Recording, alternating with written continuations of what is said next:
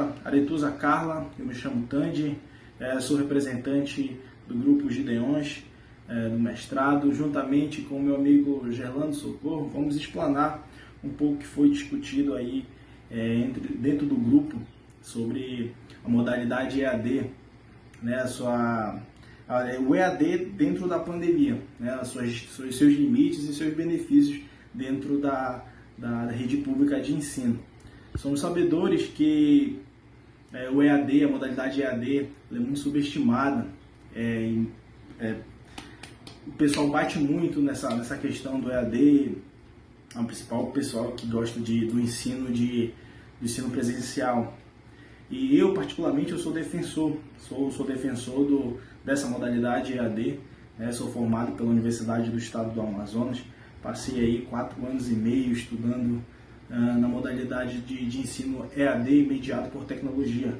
A UEA ela adotou esse projeto e consegui me formar, sou defensor, aprendi muito.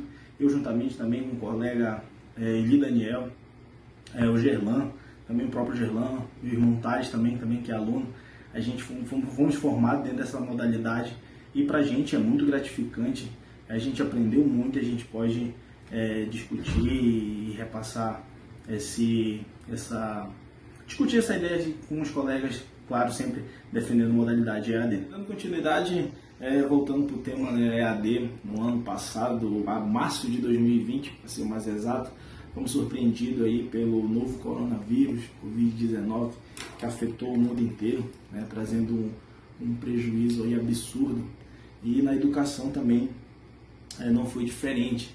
A educação em todo o mundo aí foi afetado e professores aí tiveram que ficar em isolamento, alunos também, e tentaram achar uma forma de dar continuidade. E essa forma foi o EAD, né, dentro do Google Meet, dentro do WhatsApp, dentro do Classroom.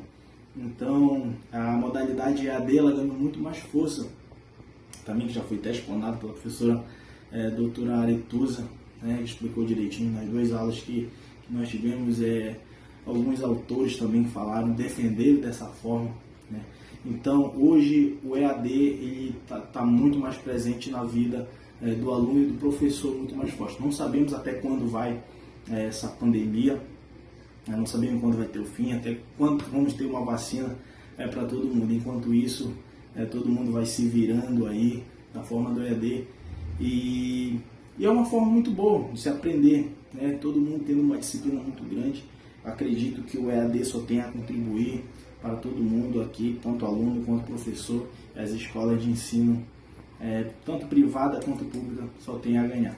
Falando também um pouco dos limites da modalidade EAD, vou citar alguns autores aqui, que eu até anotei para eu não esquecer o nome. O primeiro, Luiz César Minoso, Gladys Cunha e Marilda Espíndola. Eles afirmam o seguinte, que o processo de aprendizagem também sofre alteração.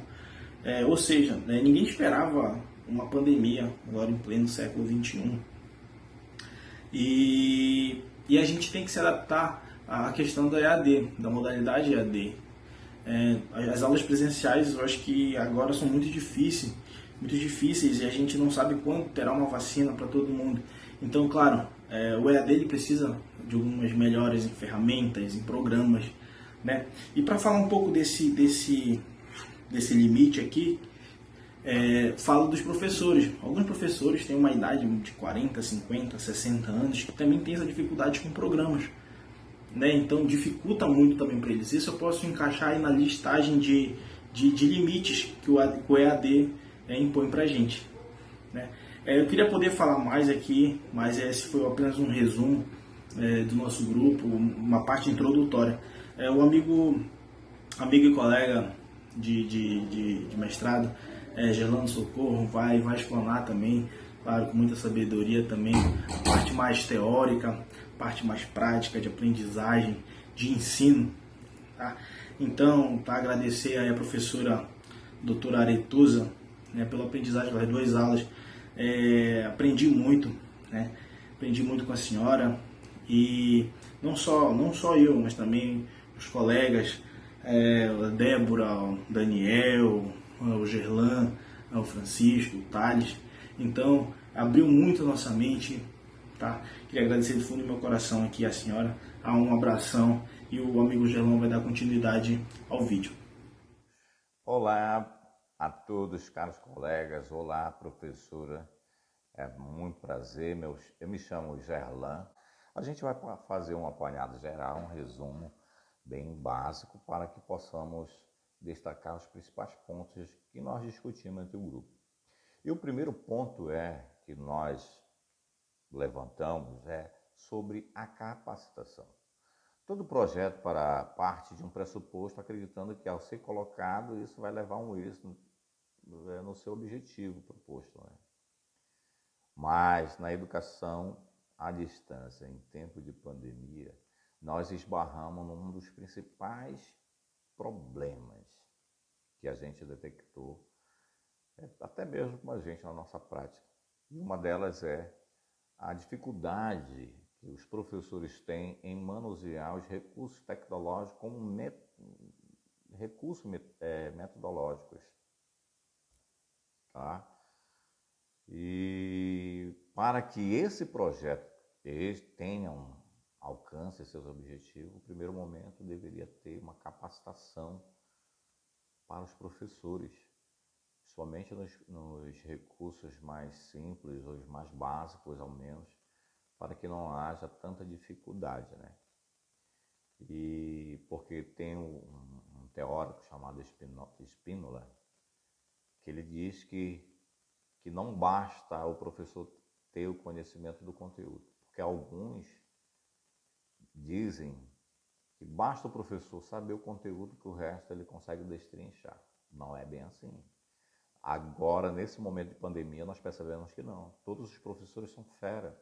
Todos os professores conhecem bem os conteúdos, principalmente das suas disciplinas que trabalham há muito tempo. Apesar das evoluções dos estudos ter tido um avanço bastante significativo. Não basta ser. Agora, o maior problema é o professor dominar os recursos tecnológicos disponíveis para ele. Coisa que os alunos têm uma maestria, principalmente quem trabalha na área da zona urbana. Já na zona rural já é mais complicado. Tanto o professor quanto o aluno tem essa dificuldade, não é? Então, ao nosso ver, o primeiro ponto a ser trabalhado seria a capacitação, preparar os professores para enfrentar essa dificuldade. Outro ponto destacado pela nossa equipe foi o ensino híbrido. Sabe-se que o ensino híbrido é uma modalidade de ensino que combina práticas presenciais e remotas, né? Sempre por meio de ferramentas e recursos digitais, por incrível que pareça. E um detalhe, analisando isso, que o ensino híbrido, ele combina essas duas práticas. Quais são as duas práticas? Tanto a presencial quanto a remota, isso nos remete que a base educacional sempre foi híbrida. Sempre foi híbrida, porque trabalhamos presencial, mas também sempre mandamos nossos alunos pesquisar em casa. Sempre, quando não tinha internet, a gente mandava ele pesquisar em casa nos livros, pesquisar com os pais, com as mães, enfim, com todo esse pessoal, né? Ou seja, a base educacional a gente pensa e analisa que sempre foi híbrida, né? E a educação à distância, o seu conceito básico é que a educação à distância, a EAD pura mesmo, é a ausência do professor em sala de aula. Ou seja, o recurso tecnológico é usado mais veemente. Lembro meus avós sempre diziam que ouvia o rádio, depois o telefone, depois a televisão e agora a internet. Ou seja, a educação à distância houve o processo evolutivo dela aqui chegando até hoje. E o que chama a atenção para tudo isso, que dentro do ensino híbrido, dentro da educação à distância, nós voltamos para qual era a problemática? A falta de domínio do recurso tecnológico pelo professor. Ou seja, sempre vai esbarrar na dificuldade. tá certo? Esse foi um dos pontos que a gente achou. Continuando, aí a gente pensa, já veio a capacitação, já veio sobre a contextualização do ensino híbrido, né, de modo mais simples, mais rústico de pensar. Aí vem a questão dos desafios. Quais os nossos principais desafios no tempo de pandemia? Aí a gente pega agora a Covid-19 como tema. Muitos estudiosos, alguns adeptos à EAD, sempre falavam que os professores estavam obsoletos, os professores presenciais estavam ficando obsoletos, ou seja, que no futuro próximo não precisariam do professor presencial.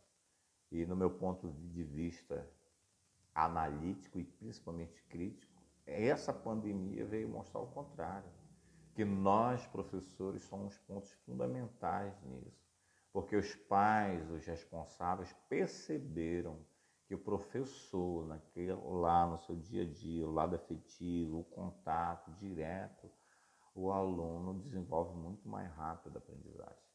Claro que a gente não está dizendo que a educação à distância não funciona. Eu mesmo sou fruto da educação à distância, principalmente em cursos de graduações propostos pela UEA. Mas os nossos principais desafios, nosso modo de ver, é estreitar a distância. Ou como assim estreitar a distância? Como que vai haver uma capacitação entre 61 e 62 municípios para os professores? Que tem municípios que são longínquos. Então, qual é o tipo de recurso que nós vamos usar para estreitar essa distância? Não é? Qual é o tipo de recurso que nós vamos mostrar para o professor na prática, lá, manusear os recursos tecnológicos, utilizando os recursos disponíveis para eles? Não é? Então, essa foi a principal questão levantada pelo nosso grupo e que houve muitas discussões. Diminuir a distância do conhecimento formal para aqueles que não tiveram oportunidade ou tiveram abandonar a escola é um desafio. Como que nós vamos fazer? Levar esse conhecimento para o aluno, levar esse conhecimento para o professor. Outro é limite. A falta de incentivo na implantação de internet para esse público gratuitamente é um problema. Nas zonas rurais, nos municípios pequenos, mais distantes do centro de Manaus, é um problema a internet. É complicado usar a internet. Então, esse é mais um dos desafios que nós enfrentamos, principalmente nos municípios pequenos. Como trabalhar isso? Já se pensou em utilizar um recurso que a UEA usa, que é a internet via satélite, não é? Mas é um sonho utópico que, quem sabe, logo, logo não poderemos resolver, né? Mas é um dos desafios a ser encarado, é um dos desafios a ser vencido. Então, nesse período de pandemia, o principal desafio é capacitar os professores. Segundo, oferecer uma internet de qualidade.